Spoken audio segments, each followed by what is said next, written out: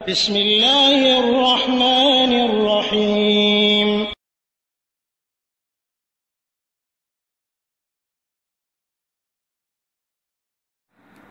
আসসালামু আলাইকুম রহমতুল্লাহি ওয়া বারাকাতুহু। আলহামদুলিল্লাহ ওয়াসসালাতু ওয়াসসালামু আলা রাসূলিল্লাহ নবিয়িনা মুহাম্মদ ওয়া আলা আলিহি ওয়া সাহবিহি আজমাইন।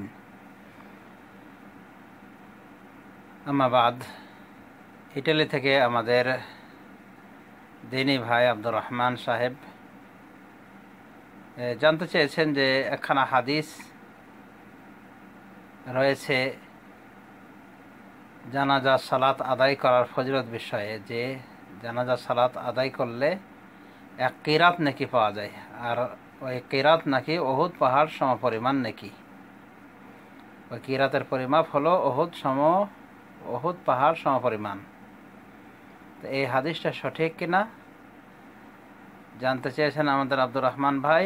আরেকটি বিষয় জানতে চেয়েছেন যে যদি একজন ব্যক্তির জানাজা পড়লে এত নেকি হয়, এক কিরাত পাওয়া যায়, তাহলে যে হারাম শরীফে বা যে কোনো জায়গায় একাধিক জানাজা হয়, যেমন উনি বলেছেন যে মক্কা শরীফে 7টা 8টা 10টা 12টা জানাজা একসাথে অনেক সময় আদায় হয়, তাহলে কি এই জানাজার সংখ্যা অনুযায়ী এতটি কিরাত পাওয়া যাবে, নাকি একটি কিরাতই পাওয়া যাবে, অর্থাৎ একটা ওহুদ পাহাড় সমপরিমাণ নেকি পাওয়া যাবে, নাকি জানাজার সংখ্যা অনুযায়ী অতটি ওহুদ পাহাড় সমপরিমাণ নেকি মিলবে?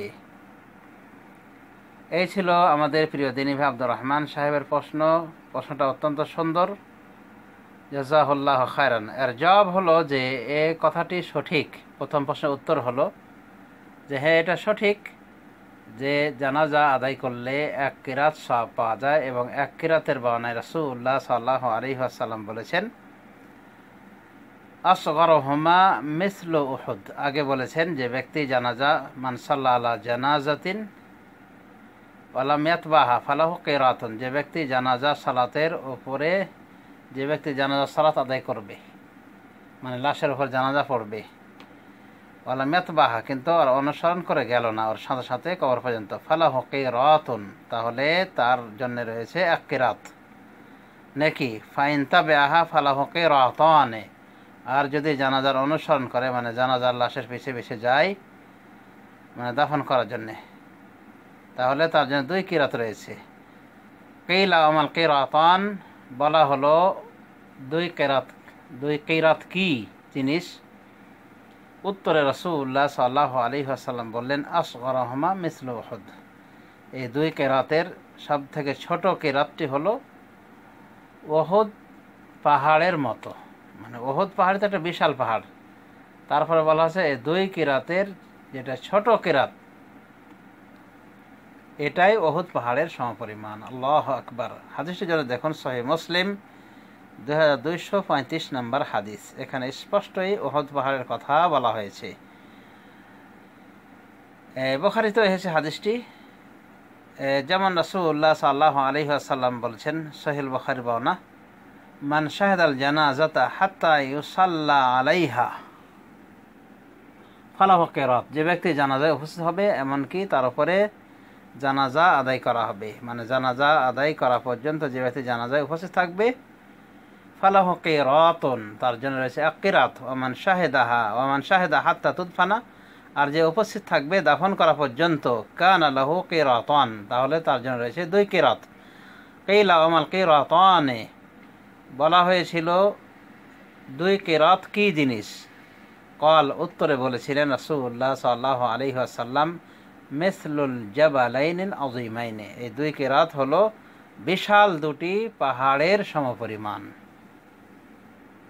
দেখুন সহিহুল বুখারী 1325 নম্বর হাদিস, এবং কাছাকাছি এই শব্দে পাওয়া যাবে সহিহ মুসলিমও। দেখুন সহিহ মুসলিম 2232 নম্বর হাদিস। তাহলে আমরা 2 কিরাত বলতে বুঝলাম যে 2টি বিশাল পাহাড় সমপরিমাণ নাকি, আর ওর ভিতরে যেটা সব থেকে ছোট পাহাড়, মানে 2 পাহাড়ের সব থেকে ছোটটাই উহুদ পাহাড়ের সমপরিমাণ। আল্লাহু আকবার।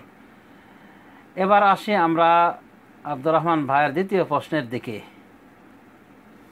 ওনার দ্বিতীয় প্রশ্নটি ছিল যে যদি কেউ একাধিক জানাজার নামাজ পড়ে, মানে একাধিক লাশের জানাজা আদায় করে, তাহলে কি এই জানাজার লাশের সংখ্যা অনুযায়ী কেরাতের সংখ্যা বাড়তে থাকবে কি থাকবে না? হ্যাঁ, আলহামদুলিল্লাহ, এটা বাড়তে থাকবে আশা করা যায়।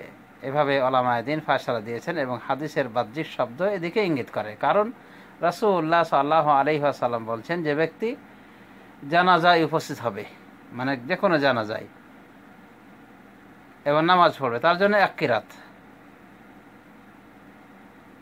তার মানে যে একাধিক জানাজায় উপস্থিত হবে, সে ওই জানাজার সংখ্যা অনুযায়ী নাকি পাবে। মান সাল্লা আলা জানাজাতিন, যে ব্যক্তি কোনো একটি জানাজায় সালাত আদায় করবে, মানে নামাজ পড়ে জানাজা সালাত আদায় করবে কোনো লাশের ওপর, ওয়ালাম ইয়াতবাহা, এবং ওর সাথে সাথে যাবে না কবর পর্যন্ত, তাহলে তার জন্য রয়েছে এক কিরাত। এখানে কি বলা হয়েছে, যে এক কিরাত নেকি পেয়ে যাবে যদি কেউ কোনো জানাজার ওপরে নামাজ পড়ে, কোনো একটি। সুতরাং যদি একাধিক জানাজা কেউ আদায় করে, তাহলে ইনশাআল্লাহ সেই পরিমাণে নেকি পেয়ে যাবে। হাদিসের বাহ্যিক শব্দ এদিকে ইঙ্গিত করে।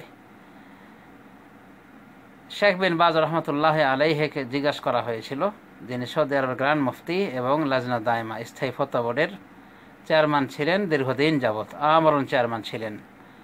তো ওনাকে জিজ্ঞাসা করা হয়েছিল, বলা হয়েছিল যে যদি 5টা জানাজার ওপর নামাজ পড়া হয়, মানে 5টা লাশের ওপর জানাজা পড়া হয়, তাহলে কি 5টা লাশ অনুযায়ী কিরাত পাওয়া যাবে, 5 কিরাত পাওয়া যাবে, নাকি 1 কিরাত পাওয়া যাবে? শেখ বিন বাজ রহমতুল্লাহ আলাইহি তিনি বলেছিলেন, সুন্দর করে বলেছিলেন,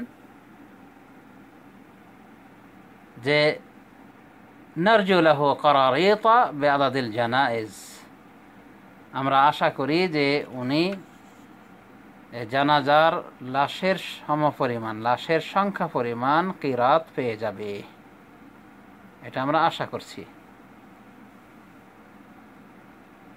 দেখুন মজমুল ফাতাওয়া 13 নম্বর খণ্ড 137 পৃষ্ঠা। আল্লামা ইবনে উসাইমিনকেও বলা হয়েছিল যে হারাম শরীফে যেভাবে একাধিক লাশের ওপর জানাজা পড়া হয় একসাথে, তো এইভাবে সালাত আদায় করলে, জানাজা সালাত পড়লে, জানাজা নামাজ পড়লে কি একটি লাশের সমপরিমাণ নাকি পাওয়া যাবে, নাকি লাশের সংখ্যা অনুযায়ী? আল্লামা ইবনে উসাইমিন রহমতুল্লাহ আলাইহি তিনিও বলেছেন, আয-যাহির নাম, এটাই বাহ্যিকভাবে এটাই প্রমাণিত হচ্ছে যে হ্যাঁ পাওয়া যাবে, মানে নেকিটা পেয়ে যাবে, অর্থাৎ জানাজা লাশের সংখ্যা পরিমাণ নেকি পেয়ে যাবে, মানে যতগুলি জানাজা পড়বে ততগুলি লাশের সংখ্যা অনুযায়ী কিরাত পেয়ে যাবে। আর কিরাতের পরিমাণ তো আমরা জানতেই পেরেছি যে 2 কিরাত বড় 2টি পাহাড়। আর মুসলিম শরীফে বলা হয়েছে যে বড় 2টি পাহাড়ের যেটা তুলনামূলক ছোট, সেই পাহাড়টি উহুদ পাহাড়ের সমপরিমাণ। তাহলে আমরা এবার ক্লিয়ারলি বুঝতে পেরেছি আলহামদুলিল্লাহ যে জানাজা লাশের সংখ্যা অনুপাতে কিরাতের সংখ্যা বাড়তে থাকবে। আলহামদুলিল্লাহ, এটা আল্লাহ রাব্বুল আলামিনের পক্ষ থেকে একটা বড় সুসংবাদ এবং ফজল এবং কারাম, তার দয়া এবং অনুকম্পা ও রহমত, যে আমরা এভাবে অতি সহজে এতগুলি নেকি পেয়ে যাব। আল্লাহ রাব্বুল আলামিন আমাদেরকে এই কিরাতগুলি পাওয়ার তৌফিক দান করুন। আশা করি আমরা বুঝতে পেরেছি যে জানাজার উপর যে সালাত আদায় করবে, জানাজা যে পড়বে, জানাজার সালাত পড়বে, সে 1 কিরাত পাবে, আর যে দাফন হওয়া পর্যন্ত অবস্থান করবে থাকবে, সে 2 কিরাত পাবে। আর 2 কিরাতের পরিমাণ আমরা বুঝলাম, এবং সংখ্যা যত বাড়বে তত কিরাতের সংখ্যাও বেড়ে যাবে। হাযা বিল্লাহি তাওফীক ওয়া সাল্লাল্লাহু আলা নাবিয়িনা মুহাম্মদ ওয়া আলা আলিহি ওয়া সাহবিহি আজমাইন। আসসালামু আলাইকুম ওয়া রাহমাতুল্লাহি ওয়া বারাকাতুহু। আল্লামা ইবনে উসাইমিন তার আলোচনার রেফারেন্স জানতে হলে দেখুন লিকাউল বাবিল মফতুহ, তার উন্মুক্ত সাক্ষাৎ নাম্বার 149। আশা করি বুঝতে পেরেছেন। ধন্যবাদ।